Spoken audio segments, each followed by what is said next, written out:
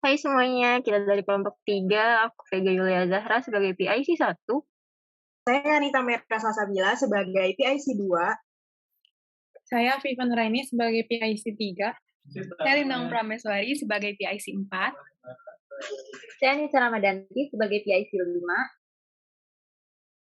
Hai semuanya, saya Vega. Saya akan menjelaskan tentang bagaimana cara membuat questionnaire menggunakan Microsoft Forms. Jadi, langkah pertama yang harus dilakukan yaitu klik di sini, pilih fitur New Form.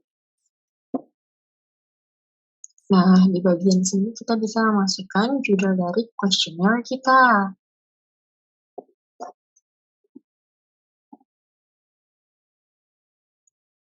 Nah, kelompok 3 itu akan membahas tentang kepuasan pelanggan terhadap aplikasi layanan pesan antar makanan selama pandemi COVID-19. Lalu selanjutnya kita bisa pilih Add New. Karena di sini akan dibagi dengan 2 section, jadi di sini kita pilih section. Nah, untuk section pertama ini akan diisi dengan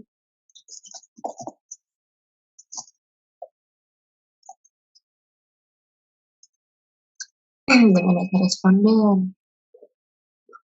Lalu klik Add New.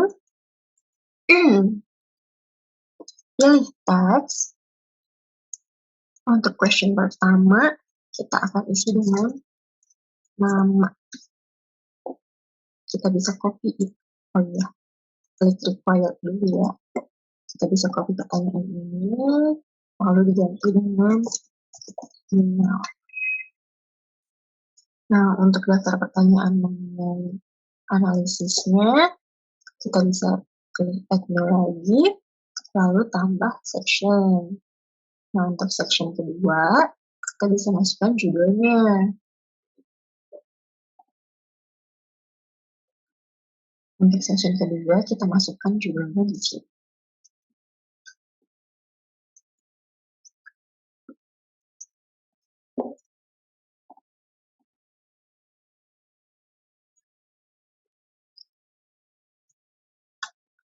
Lalu kita bisa enter a description.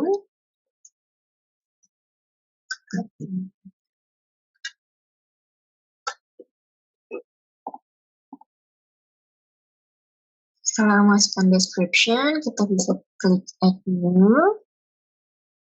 Karena bentuk pertanyaannya itu ada skalanya, jadi kita bisa pilih bagian yang ngeratin. Nah, ini simbolnya diganti dengan number. Levelnya cuma 4.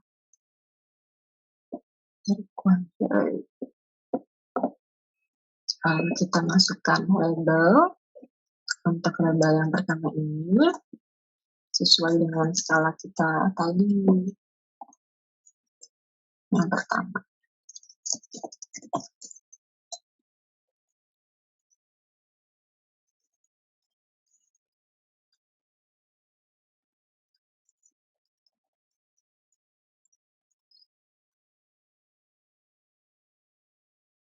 Di sini bisa kita isi dengan pertanyaan kita. Nah, kita bisa mengisi pertanyaan yang telah kita siapkan.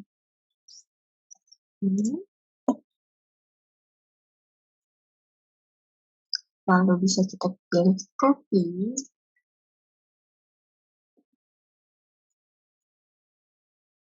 Diganti dengan pertanyaan selanjutnya.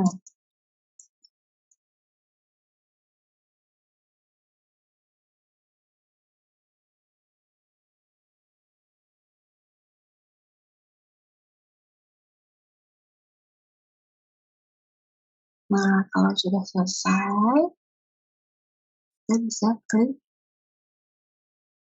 review. Nah, nih, section pertama, data responden.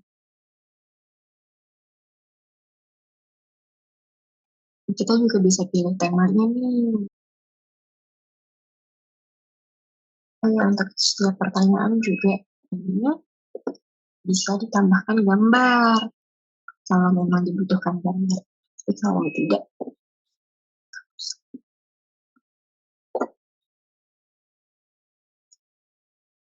Setelah selesai, kita bisa share link. Dibandingkan di sini. Ini nanti respond, short link URL, copy, nah ini bisa kita share. Kita latih. Nah, nanti kayak gini kalau di tampilan orang lain, webinarnya. Kita coba isi ya untuk tes responden.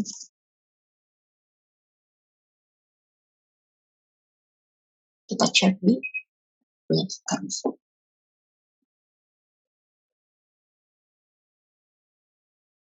Nah, ini ada responses. Satu. Kalau sudah selesai, kita bisa tarik data respons tadi. Contohnya pakai form yang sudah jadi.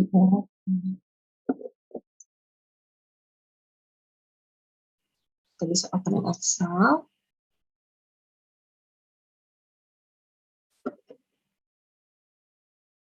Nah, nanti bentuknya seperti ini. Lalu bisa diolah menjadi data Cronbach Alpha. Nah, itulah cara bagaimana kita membuat questionnaire menggunakan Microsoft Forms. Terima kasih. Halo semuanya, perkenalkan nama saya Kanita Maira dari kelompok 3 Tech Skill sebagai PIC 2 yang bertugas untuk menghitung Cronbach Alpha dari kuesioner yang telah dibuat oleh PIC 1. Nah, bisa dilihat ini adalah hasil dari kuesioner yang telah dibuat.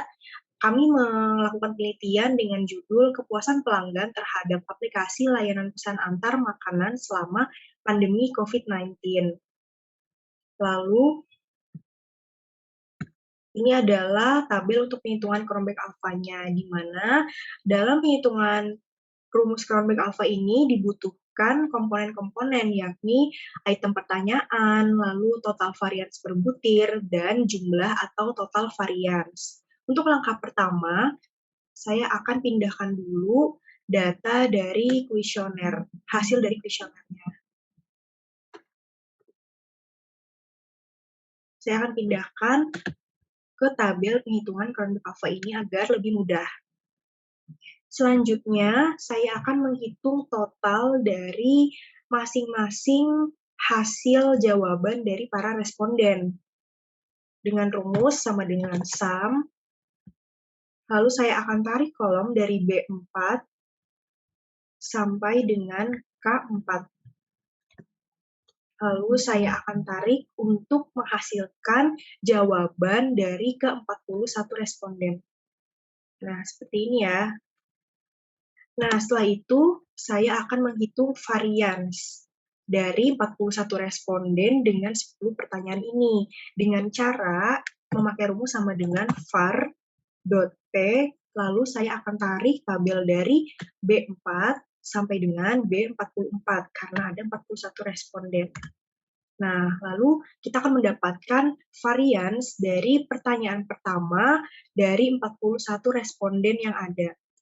Nah, untuk mengetahui varian sampai 10 pertanyaan, kita tinggal tarik saja ke samping kanan. Lalu kita akan mendapatkan jumlah dari varian dari masing-masing pertanyaan tersebut. Nah, setelah itu kita baru bisa menghitung Cronbach Alpha-nya. Nah, di sini kita akan mencari dulu nih K-nya atau banyak butir atau item pertanyaan. Kita bisa memakai rumus sama dengan Kaunta, lalu kita akan tarik tabel dari B3 sampai dengan K3. Kita akan mendapatkan hasil 10 pertanyaan. Lalu kita akan menghitung total varians per butir. Nah, ini kan kita udah hitung yang tadi yang ada di bawah ini, varians. Berarti untuk menghitung totalnya, kita bisa memakai rumus sum. Lalu kita tinggal tarik saja kolom B45 sampai dengan K45. Kita akan mendapatkan hasilnya, total dari varians. Selanjutnya, kita akan menghitung jumlah atau total varians. Nah, di sini yang dimaksud adalah varians dari total yang pertama kali kita hitung tadi. Berarti rumusnya sama dengan var.p, lalu kita akan tarik kolom dari L4 sampai dengan L44 untuk mengetahui berapa sih variansnya dari total gitu. Nah, selanjutnya setelah kita mengetahui berapa banyak pertanyaannya, lalu kita mengetahui total varians dan jumlah total variansnya, kita baru bisa menghitung Cronbach alpha dengan rumus seperti ini. Jadi kita bisa langsung masukkan saja sama dengan buka kurung 10 dibagi buka kurung 10 dikurangi 1. Kita memakai rumus ini ya. Lalu kita kurungnya 2 ya. Lalu kita kali tanda bintang, tanda pengalian, buka kurung, lalu kita klik 1, dikurangi dengan buka kurung lagi, lalu kita klik ini, dibagi dengan ini, lalu tutup kurung. Nah, seperti ini. Nah, kalau rumusnya benar, ya kita ikuti rumus ini untuk mencari Cronbach alpha, maka hasilnya juga pasti akan ada angkanya ya. Kalau misalkan kalian hasilnya 0, berarti rumus kalian ada yang keliru atau salah. Nah, berarti kita sudah mendapatkan nih untuk hasil dari Cronbach alpha-nya sekitar sejumlah segini, 0,83893. Baik, seperti itu untuk penjelasan pencarian Cronbach alpha dari saya PIC 2. Selanjutnya akan dilanjutkan oleh PIC 3 untuk menghitung deskriptif statistik. Terima kasih. Oke, terima kasih Nita atas penjelasan Cronbach alpha-nya. Sekarang kita akan melanjutkan pembahasan kita untuk membahas mengenai deskriptif statistik dari hasil kuesioner yang telah kita lakukan. Nah, di sini saya mempunyai data dari hasil kuesioner kita. Nah, untuk menghitung deskriptif statistik dari total skor kuesioner ini, kita bisa menggunakan dua cara. Yang pertama, kita bisa menggunakan secara otomatis, hitungan otomatis dari menu Excel, dan juga kita bisa menghitungnya secara manual. Pertama, saya akan mencontohkan bagaimana cara menghitung secara otomatis. Nah, untuk menghitung deskriptif statistik secara otomatis, teman-teman membutuhkan tools yang namanya data analysis. Nah, di sini kita akan buka bagian data, kemudian nanti tuh di sini ada data analisis, tapi karena belum muncul, jadi kita harus memunculkan terlebih dahulu tools tersebut. Nah, kita klik Analysis Tools di sini, kemudian kita pilih Analysis Toolpath. Kita centang, kemudian kita klik OK. Dan akan muncul data analisis di sini. Tetapi cara ini karena saya pakainya OS iOS atau iOS, jadi caranya seperti itu. Tinggal klik data, kemudian analysis tools, kemudian centang ini, dan OK. Nanti akan keluar ini, data analisisnya. Tapi untuk teman-teman yang pakai Windows, bisa juga caranya dengan pilih file di sebelah kiri, kemudian nanti teman-teman akan pilih ke bagian options, kemudian teman-teman pilih yang add-ins. Setelah add-ins, nanti teman-teman pilih yang Excel add-ins. Kemudian teman-teman tinggal go, dan nanti akan keluar kotak dialog yang sama seperti ini. Nanti teman-teman tinggal checklist di analysis toolpath-nya juga sama. Kemudian OK, dan nanti teman-teman ke bagian data, nanti akan muncul juga data analisisnya di sebelah sini, di sebelah pojok kanan. Nah, kemudian kita lanjut. Setelah data analisis ini muncul, tools ini muncul, kita bisa klik. Nah, sekarang kan kita mau hitung deskriptif statistiknya. Maka di sini kita pilih menu deskriptif statistik. Kemudian kita pilih OK.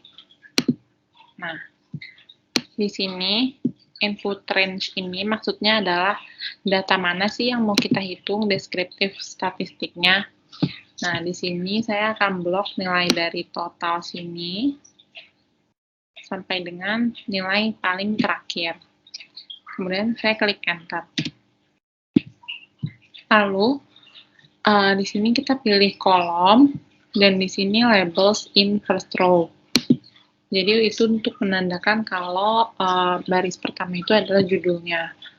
Kemudian di sini output range-nya itu kita pilih, kita mau taruh mana hasilnya. Hasil dari deskriptif statistik tersebut. Misalnya kita mau taruh sini hasilnya. Klik. Kemudian kita pilih summary statistik.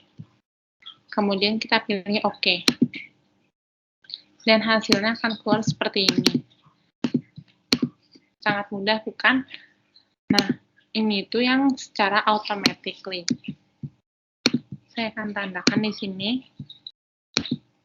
Yang secara auto. Oke.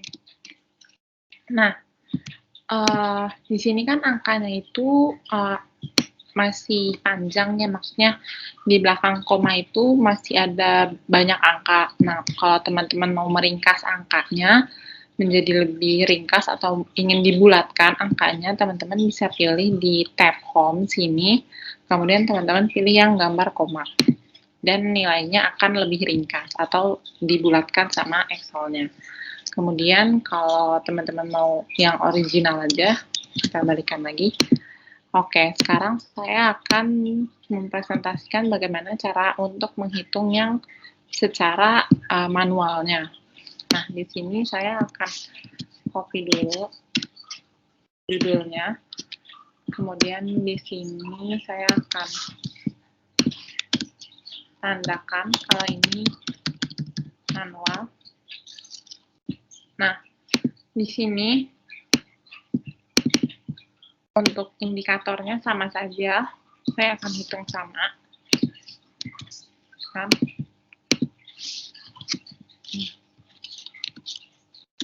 Oke. Nah, di sini kita punya data yang sama. Sekarang kita akan menghitung secara manual atau secara rumus gitu. Nah, rumus mean atau mean atau rata-rata, cara menghitungnya adalah kita bisa menggunakan rumus average. Sama dengan average, buka kurung, nilai mana yang akan kita hitung. Di sini saya blok bagian sini, kemudian tutup kurung dan enter. Seperti itu. Untuk nilainya sama saja mau yang otomatis ataupun yang manual. Nah, di sini bisa kita buktikan kalau kita kurangkan hasilnya akan 0. Itu artinya nilainya sama saja.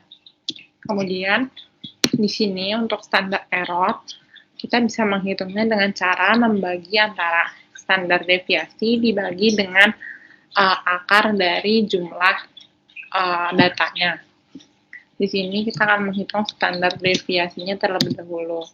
Standar deviasi itu kita bisa menggunakan rumus STDEV, kodenya. Kemudian kita pilih nilai ini. Kemudian tutup kurung lagi, dibagi dengan akar dari jumlah datanya. Nah, SQRT, ini rumus untuk akar. Kemudian jumlah datanya ada berapa? Kita pakai count untuk menghitung jumlah datanya. Di sini kita blok lagi. Kemudian kita tutup kurung lagi, tutup kurung lagi. Oke, kemudian kita di sini enter. Ya, hasilnya sama. Nah, kemudian untuk menghitung median, kita bisa menggunakan rumus median. Kemudian kita blok nilai yang tadi sama, kemudian tutup kurung. Seperti itu. Untuk mode, kita bisa menggunakan rumus mode. Nah, kita blok lagi nilainya, kemudian tutup kurung. Seperti itu. Untuk standar deviasi, kita bisa menggunakan rumus STDEV, seperti yang tadi kita hitung di standar error. Kemudian kita klik lagi di sini, tutup kurung. Untuk sampel varians, kita bisa menggunakan rumus var. Kemudian di sini kita blok nilainya. Enter. Kurtosis, kita bisa menggunakan rumus kurt. Kemudian blok lagi nilainya. Tutup kurung. Enter. Kemudian untuk skewness atau skewness, kita bisa menggunakan rumus SKEW, itu kodenya. Kemudian kita blok lagi, kemudian enter. Untuk range, kita bisa menghitungnya dengan cara mengkurangkan nilai maksimum dengan nilai minimum. Jadi, kita bisa menghitung nilai maksimum terlebih dahulu. Maksimum, rumusnya sama dengan max. Nilai tertinggi dari data ini tuh yang mana sih? Gitu. Kemudian untuk nilai minimumnya, kita bisa menggunakan rumus min. Kemudian kita blok. Dan tutup kurung. Nah, range-nya itu kita bisa menghitung dengan cara sama dengan nilai maksimum dikurangi nilai minimum. Enter. Oke. Kemudian kita akan menjumlahkan total nilai di sini. Sama dengan sum dari sini sampai dengan di sini. Kemudian tutup kurung, enter. Nah, count, kita akan menghitung ada berapa data sih. Untuk menghitung berapa data yang ada. Nah, kita bisa blok di sini. Gitu kan. Terus tutup kurung, enter. Nah, untuk membuktikannya, kita akan tulis di sini bagian untuk kontrol. Coba, kita akan mengkurangkan. Kita akan mencoba mengkurangkan. Ini dikurangi ini 0. Dan ternyata hasilnya sama. Kita mau pakai yang manual, pakai yang rumus tadi, bisa. Kita mau pakai otomatis dari data analisis juga bisa. Jadi seperti itu. Oke, sekian penjelasan saya mengenai deskriptif statistik. Kemudian saya akan mengoper tugas selanjutnya kepada PIC 4, yaitu Lintang. Terima kasih. Halo semuanya, saya Lintang Prameswari dari kelompok 3. Saya merupakan PIC 4 yang akan menjelaskan bagaimana cara membuat lampiran dan sisipan tabel. Ini merupakan template tugas akhir dari kelompok kami. Untuk membuat sisipan lampiran, kita memerlukan section baru. Oleh karena itu, di section terakhir ini, data referensi, kita klik layout, break, and next page. Maka akan terbentuk section baru. Di section 9 ini, kita akan membuat lampiran. Kita ke home, add new multi-level list, define new multi-level list.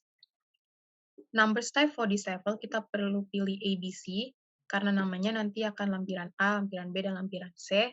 Formattingnya, di samping huruf A, kita ketik lampiran. Link level to style-nya, kita pilih heading 1. Oke, maka akan muncul seperti ini. Kita enter. Untuk membuat sisipannya, kita perlu ke reference, insert caption, new label, kita tulis lampiran A titik. Oke, maka akan muncul lampiran A.1 di sini. Lampiran A.1 kami akan isi dengan pertanyaan kuesioner. Kita ketik pertanyaan kuesioner. Lalu kita klik OK. Kita bisa formatting. Selanjutnya adalah kita perlu mengisi lampirannya.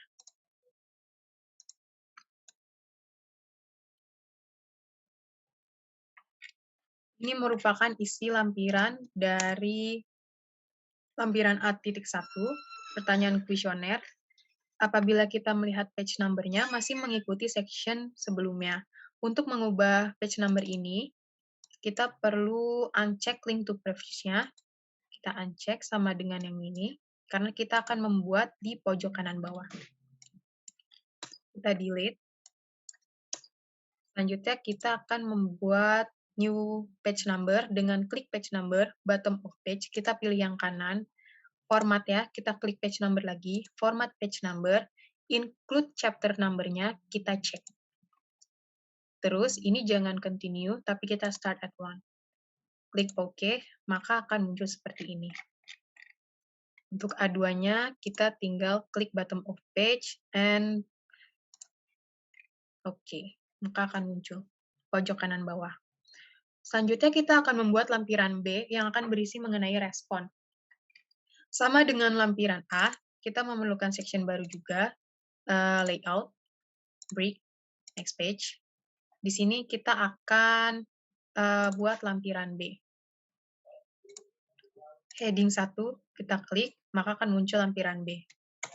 Untuk membuat sisipannya, reference, insert caption, new label, lampiran B. Kita ketik, lalu OK. New label, lampiran B, titik, kita klik OK. Isinya adalah respon. Oke. Setelah muncul seperti ini, kita akan mengisi dengan isi dari lampiran B.1 ini. Oke, ini merupakan isi dari lampiran B.1, dan page number-nya sudah B.1 dan B.2. Selanjutnya, kita akan mencoba membuat sisipan tabel. Misal kita ingin membuat sisipan tabel front batch alpha di subbab 3.4, analisis data di sini. Ini merupakan tabelnya. Kita klik. Sama seperti lampiran, kita klik reference, insert caption, new label, tabel, 3 titik. Kita klik OK. Nama dari tabel ini adalah front batch alpha. Kita klik OK. Maka akan muncul seperti ini. Nah, setelah terbentuk sisipan, maka kita akan membuat daftar lampiran dan juga daftar tabel. Kita pergi ke daftar tabel di sini. Oke, enter. Cara menginsertnya adalah dengan klik reference, insert table of figures, kita klik, caption labelnya, kita pilih table 3 titik. Lalu kita klik OK, maka akan muncul seperti ini. Sama, untuk lampiran juga kita lakukan hal yang sama. Insert table of figures, di sini kita pilih lampiran A titik. Kita klik OK, dan untuk lampiran B titiknya, oke, kita klik OK. Maka daftar lampiran dan daftar tabel sudah selesai. Sekian presentasi dari saya, selanjutnya akan ada PI 5, yaitu Anissa. Terima kasih. Perkenalkan, nama saya Anissa Ramadhanti. Saya di sini sebagai PIC 5 ingin menjelaskan tentang hasil penelitian kelompok kami. Dan di sini saya bertanggung jawab atas bab 4 hasil dan bab 3 rancangan penelitian. Di bab 4 ini kita ada 4.1 tentang hasil. Di sini kita bisa mencantumkan hasil data deskriptif statistik yang telah dikelola teman saya di teman saya sekelompok di Excel. Di sini kita bisa buka Excel yang sudah ada data yang telah dikelola. Selanjutnya kita bisa blok di bagian hasil deskriptif ini dan bisa Ctrl C atau copy. Selanjutnya kita bisa cantumkan pada Word dan Ctrl V atau paste. Selanjutnya kita bisa mencantumkan hasil, kita bisa mencantumkan keterangan atas tabel kita. Kita bisa klik reference, lalu insert caption. Selanjutnya kita bisa pilih sesuai tabel kita dan sesuai bab, yaitu tabel 4.1 deskriptif statistik. Kita bisa klik OK. Selanjutnya bisa kita rapihin sesuai yang kita inginkan.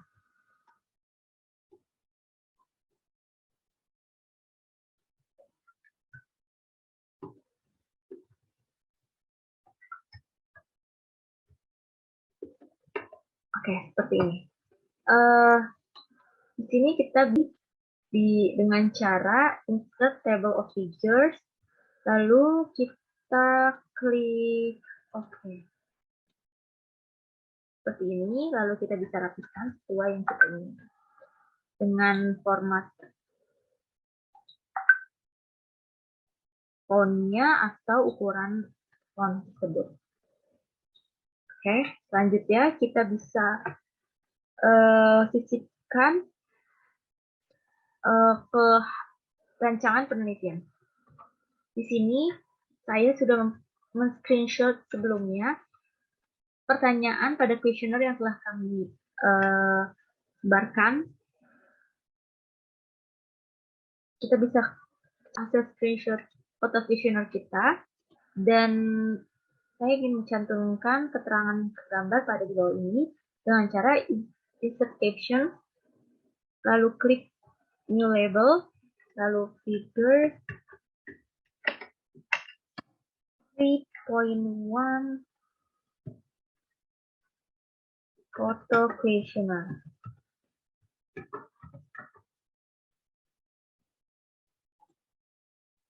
Foto questionnaire.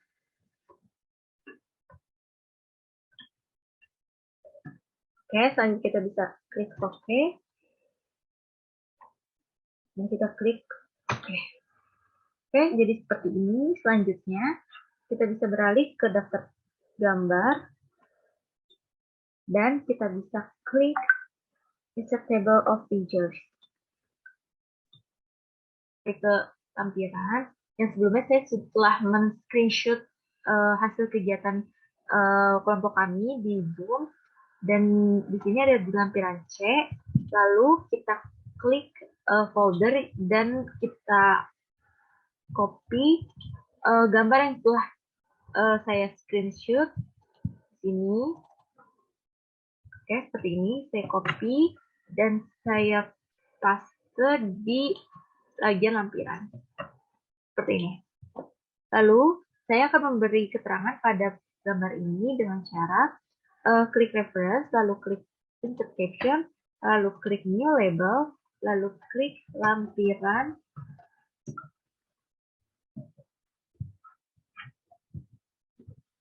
lalu klik new label, lalu klik C.1 foto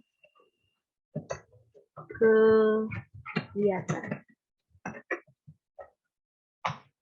Oke, seperti ini, lalu klik OK dan OK. Oke, seperti ini.